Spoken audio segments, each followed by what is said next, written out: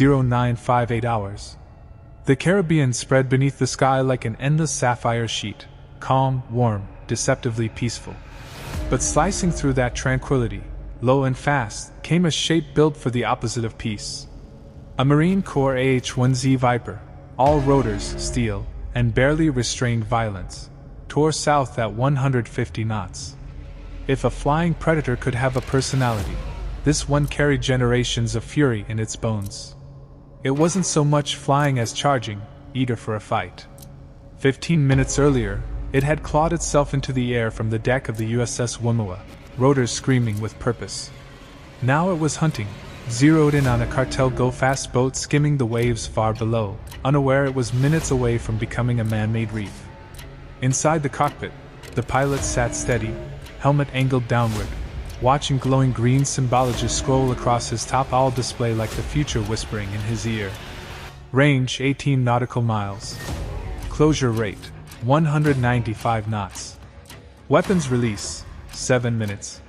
The boat had no idea death was coming toward it at 150 knots, guided by satellites, supported by aircraft, and delivered by a Marine aviator who hadn't missed a target since he first learned how to spell target. Through the FLIR feed in his visor, the boat appeared as two white-hot engine signatures, two little dots racing across a cooler ocean of blues and blacks. Running north. Running fast. Running as if speed alone could save them. It wouldn't. High overhead, at 20,000 feet, a P-8 Poseidon maritime patrol aircraft cruised in lazy circles, but its sensors were anything but lazy. If the Viper was the knife, the P-8 was the scout with the world's most expensive binoculars. The Poseidon looked like a commercial 737 that Boeing kidnapped, stuffed with $400 million worth of classified electronics, and sent back into the world with a new personality. Its N/APY-10 radar had painted the suspicious vessel instantly. Twin outboards, 45-knot speed, running a northbound corridor smugglers called the Caribbean Express. Essentially I-95 for criminals with boats. The P-8 didn't just look. It listened. Moments earlier it had dropped a line of sonoblies, floating ears waiting for sound. They picked up the disharmonious whine of two Mercury 300 horsepower outboards, running slightly out of sync. Apparently, maintenance didn't make the cartel's financial priority list this quarter. Back in the Viper, the pilot's fingers danced across the controls, feeding target coordinates into the TSS, target sight system, the heart, eyes, and soul of the Viper's lethality. If Tony Stark designed helicopter helmets, this would be the prototype. The Top Owl helmet weighed only 4.6 pounds but felt like magic. Data wasn't on a screen, it was everywhere he looked. If he wanted to designate a target, all he had to do was look at it. The FLIR camera mounted under the nose obediently followed his gaze with uncanny precision, resolution so sharp it could detect a candle from 5 kilometers away. The Viper's stub wings bristled with weapons, 8 AGM-114 are Hellfire missiles, 4 on each side. Each one 108 pounds of multipurpose rage. The Romeo variant didn't care what it hit. It just cared that something needed to stop existing. Each missile cost $150,000. Basically a Harvard education strapped to a Mach 1.3 sledgehammer, except this sledgehammer always graduates at the top of its class. He had already dialed in the laser PRF code, 1113. To the untrained ear, meaningless. To the missile, a specific ringtone. A private phone number only one Hellfire would answer. Long ago, the military learned the hard way that two missiles chasing the same laser is a bad group activity. Now every laser beam broadcasts its own unique Morse code, and each missile knows exactly which music to dance to. Below the cockpit sat yet another tool of destruction, the M197 3-barrel 20mm Gatling cannon, tucked into the chin turret like a pit bull under the hood. It could pivot 120 degrees left or right, spit 650 rounds, and reduce a boat to floating plastic confetti in seconds. But today, the pilot preferred elegance. Why use dozens of bullets when one missile could solve the equation permanently? From the P-8, data streamed through Link 16, the military's version of a group chat, if group chats transmitted targeting data instead of memes. Boat speed 45 knots. Heading 350 degrees. Distance to Venezuelan waters, 15 minutes. Distance to Hellfire impact, 12 minutes. The smuggler's odds weren't exactly improving. It was like betting on a screen door to hold back the ocean. 10:06 hours. The Viper dipped into firing range. Inside the helmet, a soft tone indicated the laser designator had awakened, painting the boat with an invisible beam at 1.064 microns. Human eyes couldn't see it. The Hellfire could. The moment that invisible light hit the fiberglass hull, the boat's fate was sealed. The TSS switched to auto-track, its algorithms predicting every turn, every juke, every desperate attempt to escape.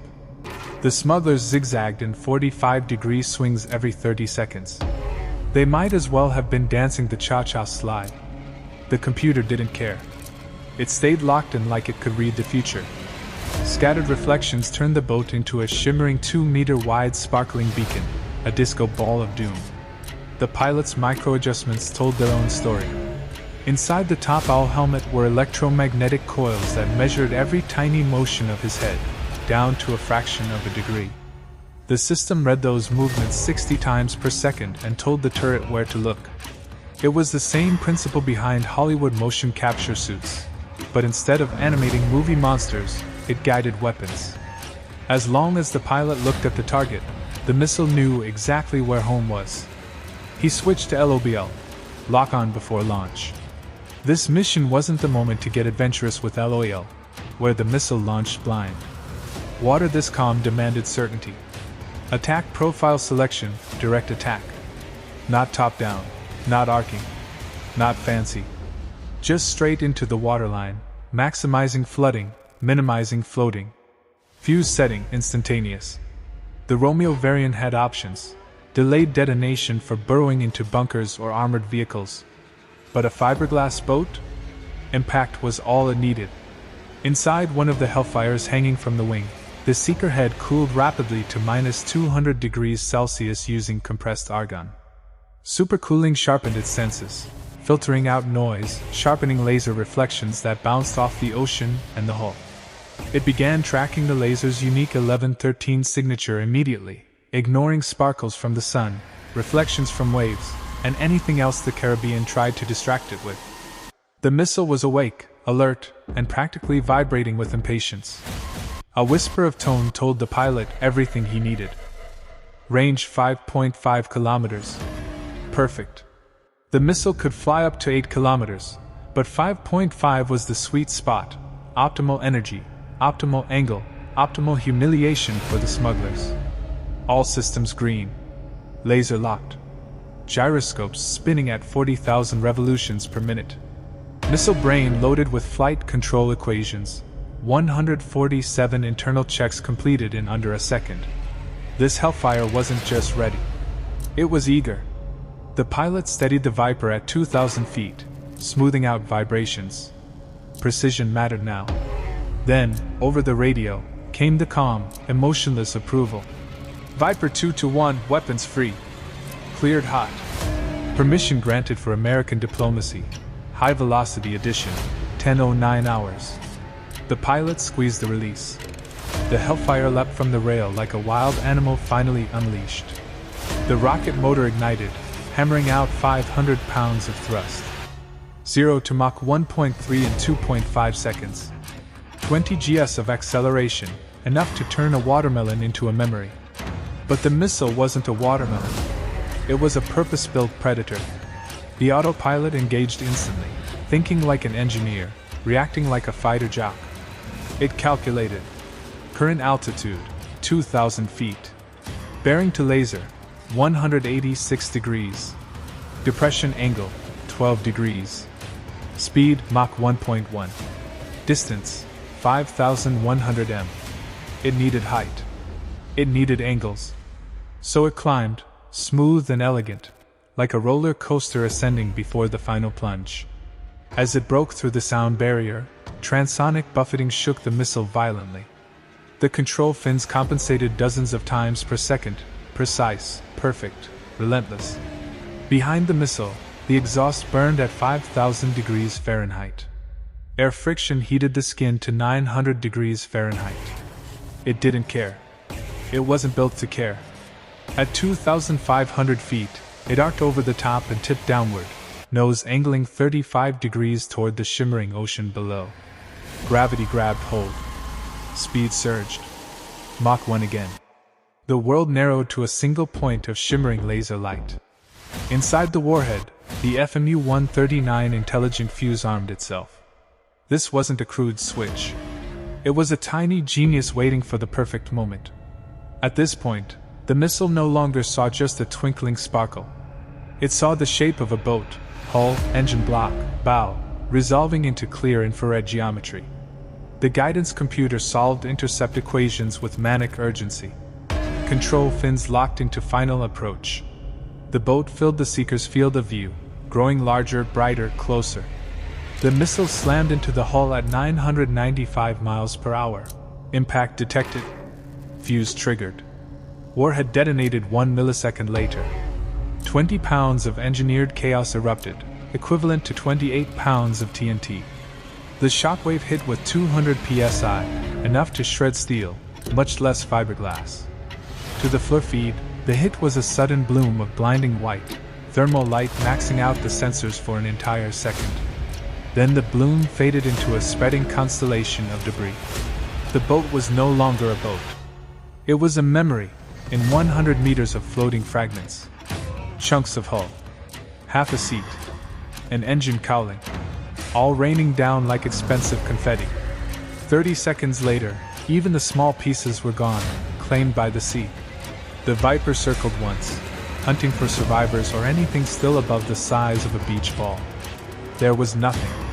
Viper 2-1. Good effect on target. Vessel destroyed.